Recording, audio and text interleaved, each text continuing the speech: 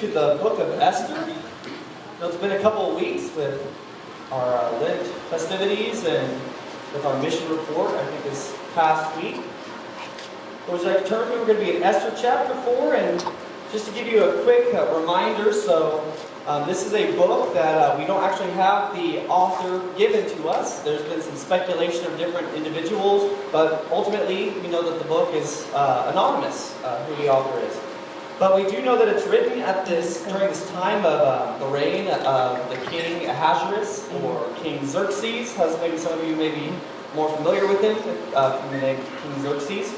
And it's during his reign that we find that he has this huge banquet, right? It lasts for over 100 days, and it's just full of all of the pomp and all of the flourishings, just all of this wealth being displayed from his kingdom. And we see that at some point at the end of this feast, or this banquet, he ends up wanting his wife to come in, the queen, to display her beauty. She ultimately refuses. It results in him getting rid of her, saying, all right, she's not queen anymore. And then he ends up eventually looking for a new queen from the council of some of his advisors. So he does a search for all the young virgins in the region, and he ends up getting all of these women that come, and then there's this woman, or female virgin named Esther, who ends up winning his favor, and she then is now made the queen. And so Esther has been the queen, and there's this big banquet for her given. And then at the end of chapter 2, we saw that there was this plot by some individuals to kill the king. And we know that Mordecai, who is Esther's cousin and also kind of adopted father figure, he finds out about the plot and reveals this to Esther, who reveals it to the king, which results in the king being saved and these individuals being killed.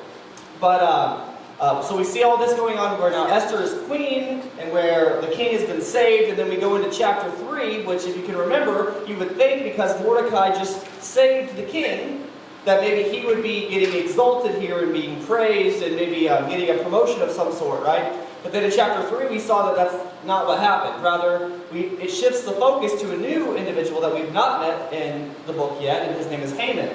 And we find out that Haman is the enemy in the book. He's kind of the satanic figure where he seeks to destroy not only Mordecai but also the Jewish people as a whole, which obviously we know it's a big problem when it comes to the story of redemption, right? Because if Israel's gone, the Messiah doesn't come, right? So this is clearly a satanic attack here, and basically the reason that it occurs is because Haman, there's this decree that since he's now been promoted, we don't know why he's promoted, but there's this decree that whenever he walks by you, you're supposed to bow to him.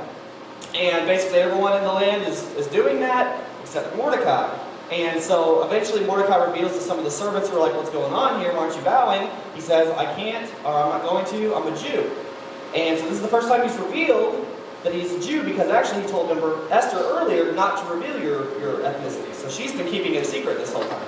But he tells them, and eventually they end up going to Haman himself and say, hey, is this going to stand? Because Mordecai says he's not going to bow to you. And now Haman, he goes and he tests this theory, and as he walks by, he sees everyone bow. Mordecai doesn't. This makes Haman furious, and so then what he decides to do is he decides to get him killed. And so what he does is he rolls this, or casts lots, or rolls the poor, right? Which we talked about, this is like an ancient dice. He rolled that trying to figure out when the perfect day would be to kill him and all of the Jews, and then he presents this to King Xerxes and basically says this. He says, hey, there's this people group. He's very vague, doesn't say who they are. There's this people group, they don't obey your commands, and that they have a different law than you, and they're basically all distributed throughout the whole kingdom, and it's really dangerous. We need to get rid of them. And the king doesn't really ask any questions. He's just like, okay, the people are in your hand. And then at the end of chapter 3, we saw that they basically were just drinking and having merry, and the whole city now is thrown into confusion and perplexion. They don't know what's going on and why all of the Jews in all of the empire are going to be killed in about 11 months. So that's kind of where we ended last time. Now we're going to come into chapter 4 to see what the response is of the city, of Mordecai, and what is Esther, and how does all this work together. So that's where we're going to find ourselves today, chapter 4.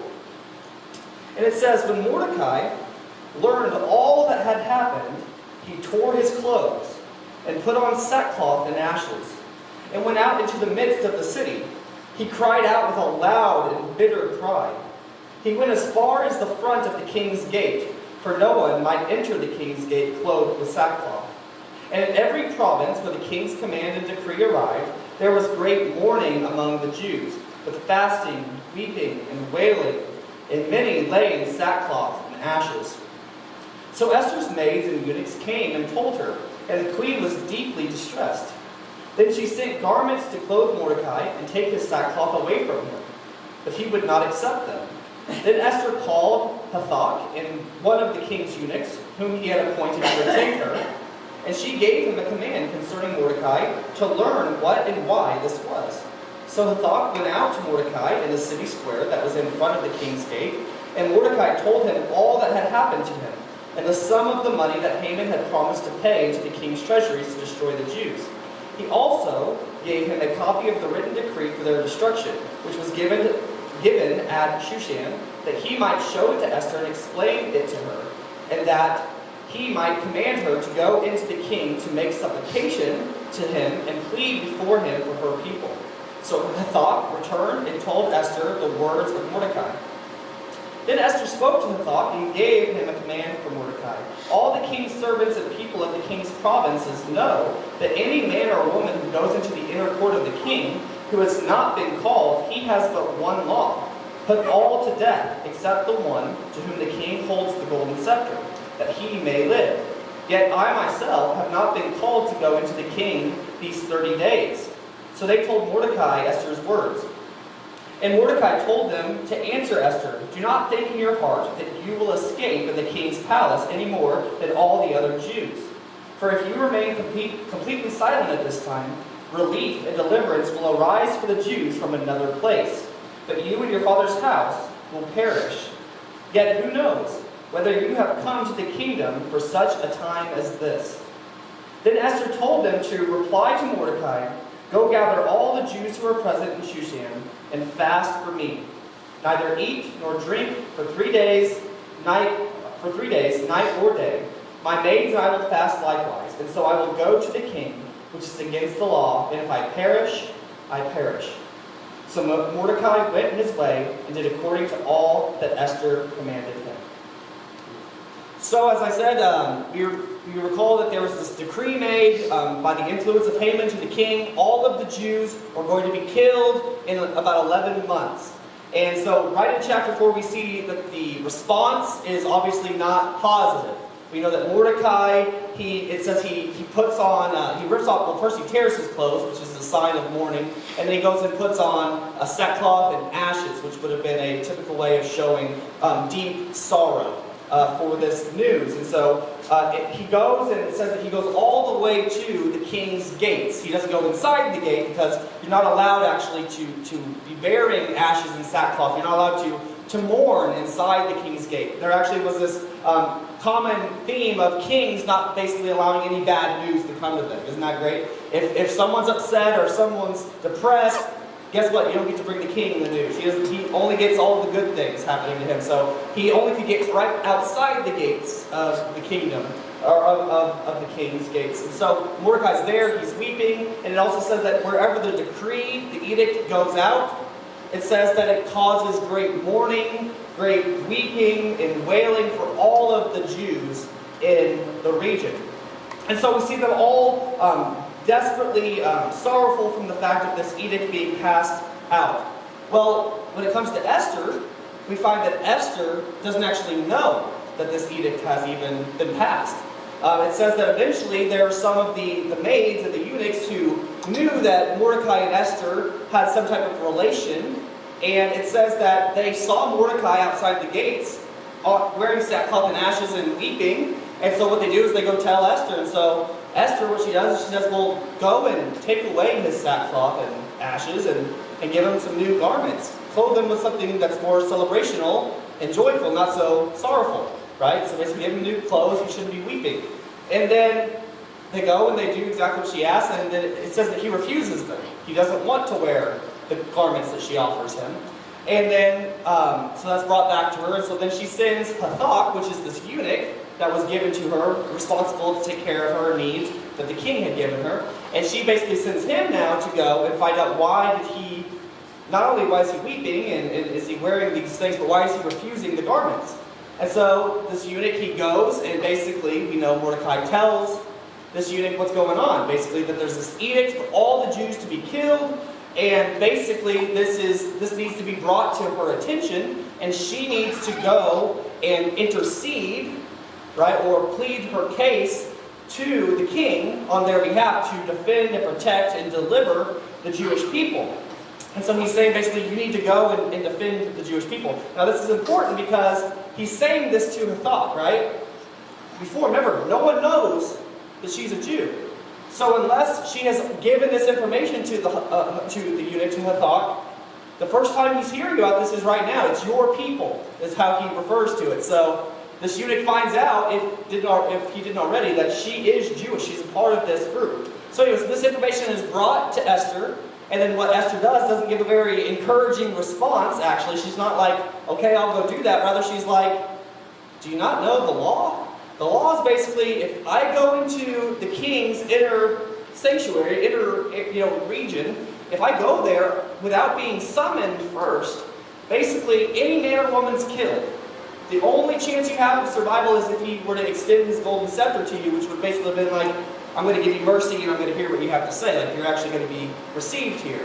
But basically, that was rare. Like, that's not going to happen all the time, because usually if the king wants you, you'll be there. And if he doesn't want you, you're not going to be there. So if you're going to come in unannounced, usually it's not going to go very well for you. But then she adds something, which is interesting, I think, because remember, some time has passed from when Esther was first made queen. Now, we've probably gone about 4 to 5 years ahead in time now since they got married and she became queen. But it says now, at this point, for 30 days, he has not summoned her. So they've probably not seen each other for about 30 days. Now, if you remember, the king, he has his harem of women. So most likely, this doesn't mean that he was being, chased for 30 days or anything like that. In most kings, there was a common understanding that the king doesn't sleep alone.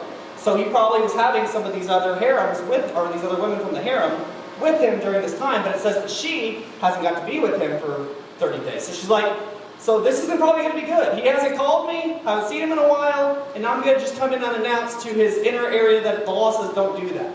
So that's how she responds. And then what Mordecai basically says is like, hey, this is just as much your problem as it is anybody else's. He's basically saying, don't think that you're going to, just because you're in the palace, that you're going to be safe here. He's basically saying, you're going to be in danger like all of us. And he's basically going on to say, but here's the thing, if you don't intercede for us, I have confidence that there will be deliverance from somewhere else. God will, well, he doesn't say God, because once again, as we know in this book, God is not actually named, but we know that he's working here. But he says that he's confident that there will be deliverance that will come from some other place, even if Esther refuses. And then he says, but who knows? And then he adds this other statement, which I think is a strong implication of him assuming God's providential care in this. And he basically says, who knows? Maybe you are in this place for such a time as this.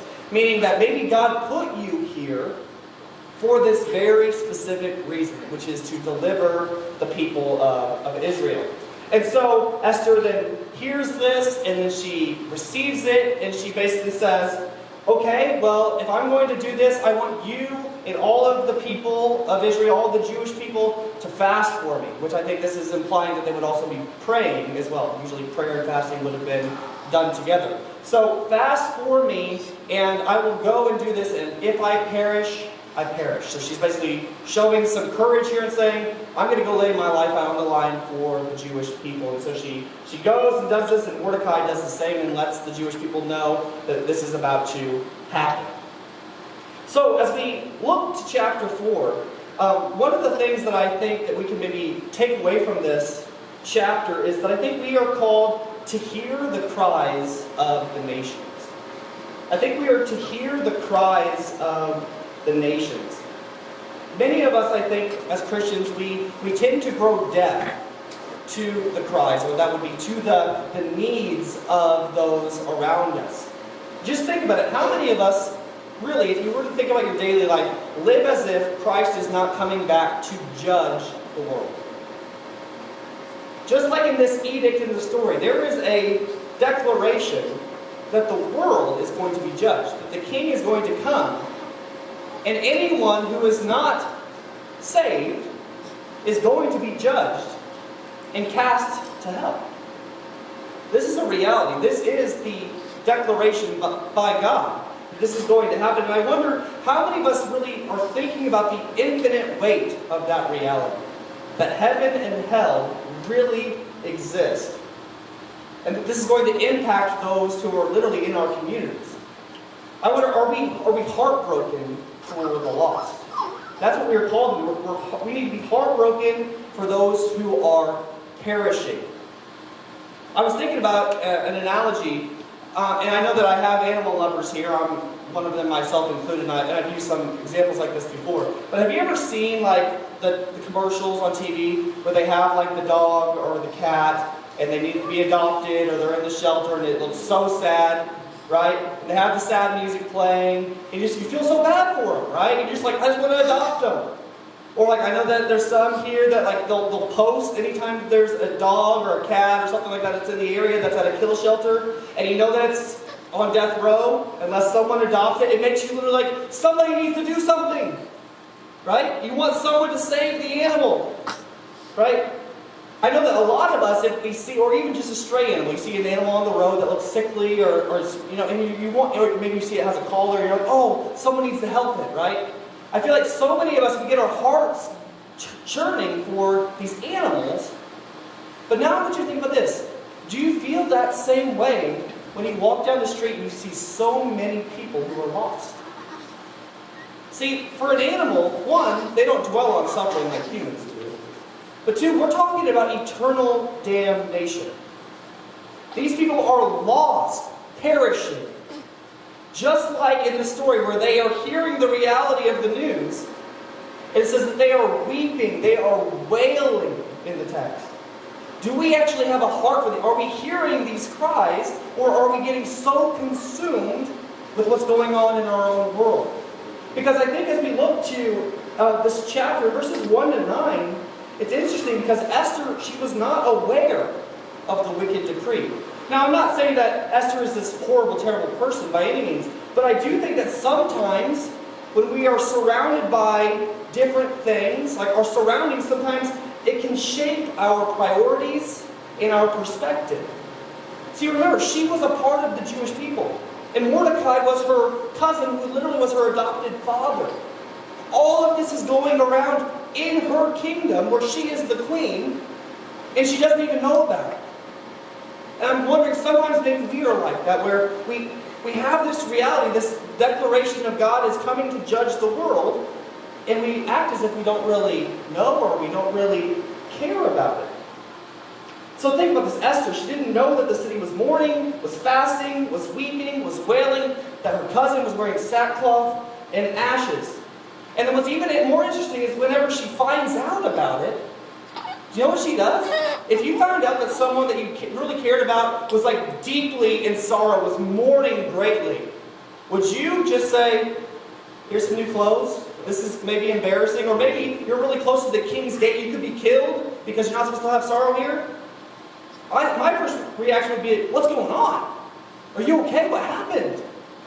But she does that after he first refuses the garments, which I think is interesting. I think sometimes, like I said, I don't think Esther's this completely horrible person, but I think that she is someone who has been hiding her ethnicity, forgetting about who she was as a Jewish person for over 4 to 5 years, and now something has happened. She's not been really paying attention to what's going on into her community or even really the kingdom. And now whenever her cousin is mourning, she just gives him clothes initially. And I think it's interesting. So why does Mordecai, why does he not accept the new garments? Well, I think it's because clearly we know that that doesn't solve the problem, right? Mordecai knows what's going to happen. And if you give him new clothes, guess what? That does absolutely nothing for the edict. And I think that this is maybe a reminder for us as we're thinking about the cries of the nations, right? Similar to this city is weeping and wailing. A surface level fix will not address the deeper problem. And I think sometimes with us, when we think about the world, when we think about the lost, think about those who are perishing, we think that if we just give them a Band-Aid, that's going to solve the deeper issue. We think like, well, if we give them a cup of water, if we give some money here, if we say a kind word, or if we just pray for them, then that will solve everything. But I don't think that's the case. It's like almost, like I said, putting a Band-Aid on someone who has cancer, right? The Band-Aid might look cool, it might have one of those cartoon characters on it, but that's not going to solve the cancer issue. And I think it's interesting when we've been through the book of Acts, Acts 16, verses 9 to 10. This is referred to as the Macedonian call. I know many of you are already familiar with this. But it says, "And a vision appeared to Paul in the night. A man of Macedonia stood and pleaded with him, saying, 'Come over to Macedonia and help us.' Now after he had seen the vision, immediately we sought to go to Macedonia, concluding that the Lord had called us to preach the gospel to them." See, why I draw this connection is because when Paul gets this vision, the Macedonian call, right, of this individual pleading with him and saying, "Come and help us," in the text it doesn't say what he was asking for. It just says, "Come and help us." And then what Paul does, and what the other disciples do, they conclude from that request, from the nation, how we can best help them is not by giving them a cup of water, giving them a warm blanket, giving them an encouraging word. It's we have to go preach the gospel. That is how you meet the ultimate need, is where you get the gospel. Now, it doesn't mean don't do these other things. These things are great too, but you can't leave out the most important thing. Right? It's like saying, here's a nice garment for Mordecai, and we're not going to address the edict that's going to destroy all of the people of Israel. So I think that this is maybe a reminder for us as we think about being missional, as we think about people that are crying in desperation, that are dealing with the fact that judgment is coming from the king. We need to recognize that we can't put warm clothes on people and not give them the true solution, the true source or access for deliverance. And I think in the text we find that God is our deliverer. I think in the text we actually find that God is our deliverer. In Psalm 121, verses 1 to 2, it says, "I will lift my eyes to the hills. Where does my help come from? My help comes from the Lord, the maker of heaven and earth." I'm sure many of you have probably heard of that psalm before. But, in the Macedonian call, help us, they conclude we need to preach the gospel. Where does our help come from? It comes from the maker of heaven and earth. So that means that our ultimate victory, it does not come from our own ability or our human effort, but it comes through the strength of God. It comes through God. He is our deliverer. Likewise, John 15:5, it says, "I am the vine, and you are the branches. And he who abides in me, and I in him, bears much fruit, for without me you can do nothing." Once again, we have to rely on God, on Christ, to be able to do anything that's going to be fruitful when it comes to ministry or meeting the needs of the nations. And then one final verse on this point is Zechariah 4:6. "This is the word of the Lord to Zerubbabel, not by might nor by power, but by my Spirit, says the Lord of hosts." This is a constant reminder through Scripture that we cannot do these things without God as our deliverer. That is how we will be effective in meeting the needs of the nations, especially the deepest need, which is their salvation, right? And why do I bring this up? Well, in this chapter, I think we see that Mordecai is on a journey of discovering that. Now remember, he's a Jew, but we know that he told Esther to hide her Jewishness. We know that there's some issue with Haman and stuff. We've talked about the moral ambiguity of the character, so we don't always know if he's being righteous or questionable. Sometimes it's hard to tell, and like I said, we as Christians, we might even differ on some of the specifics here. But if you notice, when he first hears the edict, what does he do? He weeps. He mourns, just like all the other Jews, right? So we see that when this judgment is coming, his response is fear and is mourning, it seems. And then he goes from that to seeking Esther to solve the problem, right? He's basically like, "Esther, you need to go and do this."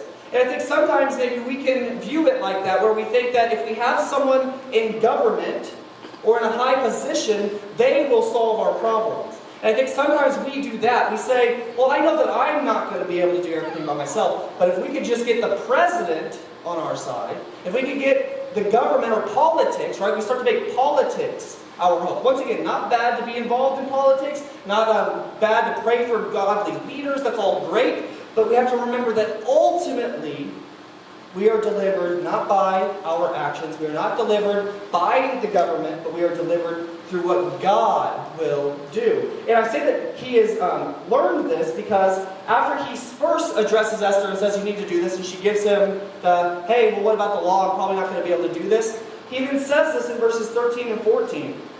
And he says, and Mordecai told them to answer Esther, do not think in your heart that you will escape in the king's palace any more than all the other Jews. For if you remain completely silent at this time, relief and deliverance will arise for the Jews from another place. So he kind of goes from weeping at the gates to where he doesn't seem to be doing anything, to where now he's addressed Esther and says, Esther, you go. And then ultimately he says, at the end of the day, if you don't do it, God's got it. Relief and deliverance will come. Because here's the thing, even if we don't participate in God's will and His plan, His purposes will not be thwarted. God can accomplish His plan even if Esther didn't do this. That's why, we look at the book is called Esther because we know what she ultimately does. But here's the thing, it could have just as easily been called something else, right? It could have been called Hathach, right? Because here's the thing, Hathach actually plays a pretty important part in this story, and we sometimes forget. Most people don't even know this person. You might even pronounce it differently, right?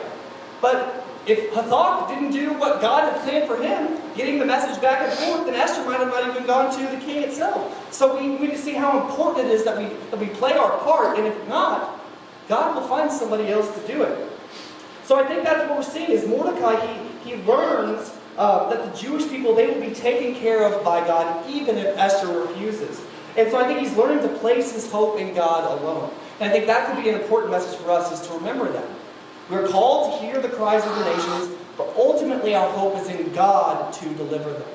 God will bring deliverance. And I think it's important that Esther, I think, is also learning this. Right? So Esther, once again, hasn't been talking about her Jewish heritage, hasn't really been fasting or anything like that. And now, as she's about to go, she tells the entire Jewish people, fast for me. Think about that. She's saying, fast for me, and I'm going to fast too, because I need it to go to do this. I need strength, I need courage, and I need the Lord's favor here. So I think that what we're seeing is she's fasting and she's depending on God to deliver them. She's not saying, I'm going to be the answer, I'm not the Savior. She says, God will be the one to deliver. And by the way, it's really interesting. So remember, she hasn't been seen by the king for 30 days. And now what she's going to choose to do, rather than get beautified, she's going to fast for 3 days. Have you seen someone that's fasted for 3 days? Usually, you get less attractive. You lose weight, you get some bags, you look maybe a little more tired, right? So she's going to choose to fast for 3 days because she understands God needs to be in this. So we see God being the deliverer, I think, in this chapter. But just because God is the deliverer, that doesn't mean that we don't have anything to do. And as I've already read, in verse 14, it says that she may have been placed at this time, and I think that we know clearly she was, for such a time as this, God had a plan to use Esther. And so I think what this reminds us is that God has actually given us a purpose in our lives. You have been placed in this space, in this time, throughout history for a reason.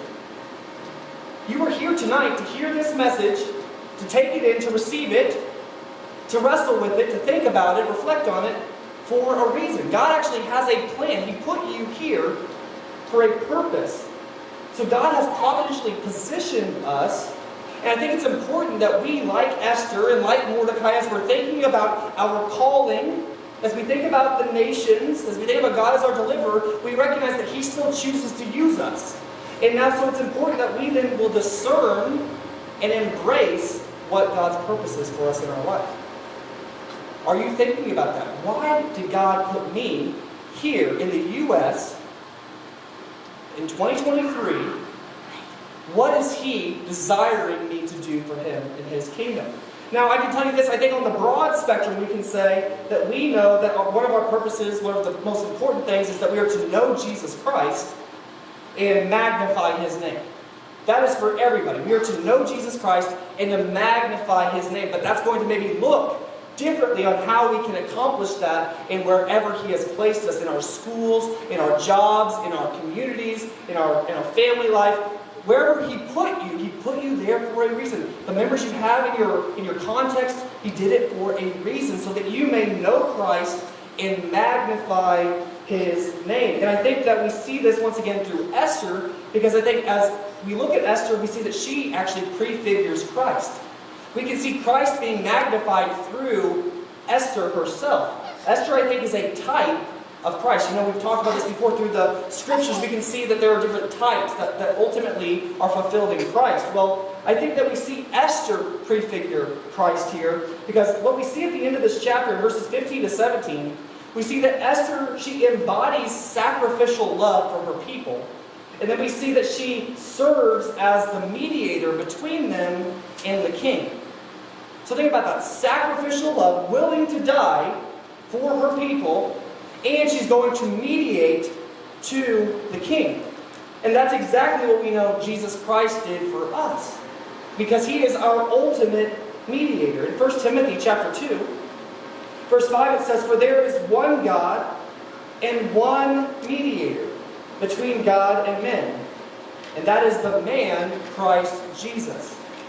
Jesus, being truly God and truly man, coming and living a perfect life, dying on the cross for the sins of the world, rising from the dead, He is the only one who was fit to represent us to God Himself. So think about that. As Esther is walking into this throne room, that is exactly what Jesus does for us when He ascended. He walks to the throne room and He literally says, "I represent you." He is going to speak for us because He is both God and man. So He has this authority to do this. And I think it's interesting as we look at Esther and we look at Jesus, because obviously though Esther can prefigure Christ, we know that Christ is the ultimate fulfillment. He is always greater than anyone that came before Him. But because Jesus, He didn't do what Esther did, where she risked her life, right? She risked her life. Now, spoiler alert, she doesn't die in chapter 5, right? We'll get a little bit ahead here. She doesn't die, but Jesus did not risk His life to save us. He gave His life in order to save us. He knew He was going to perish. It wasn't maybe it might happen. Likewise, Jesus did not say, "If I perish, I perish." He said, "Let me perish so they might live." That is why Christ is the greater mediator. That is what He did for us. He literally said, "Let me perish. I'm going to die. You don't even have to convince me." Mordecai had to do a little bit of convincing, saying, like, "You might die anyway." Jesus didn't need any of that convincing. He says, "I want to go die so that they might live, that they might find salvation, and I will mediate for them. I will intercede for their deliverance, for their salvation." And the final thing I just want to say on this point as we see Christ, I think, throughout this chapter, is I mentioned very early on in verse 2 how it talks about how Mordecai didn't enter the king's gates because of the sorrow, and you're not allowed to wear sackcloth and ashes. And I think, how profound is it that in this kingdom, no one with sorrow can bring it to the king. But in the gospel, we have our king leaving the kingdom, exiting the gates to meet our needs. To find us in our sorrow, to find us in our brokenness. When we are mourning, when we have actually rebelled against Him, the king literally says, "I'm going to leave, and I want them to cast their cares on me." I think that is powerful to think about. This king says, "Don't bring your sorrow." He says, "Cast all your cares on me, for I care for you." I think that's powerful as we think about and kind of close this chapter out as the king, he left his kingdom to meet our needs, the needs of the nations. So as I take away from this chapter, then we need to hear the cries of the nations. We need to recognize that God is our deliverer. And we need to see that through Esther, we see Christ as the ultimate fulfillment, as the one who came to mediate, to intercede, and to sacrifice His life for our salvation.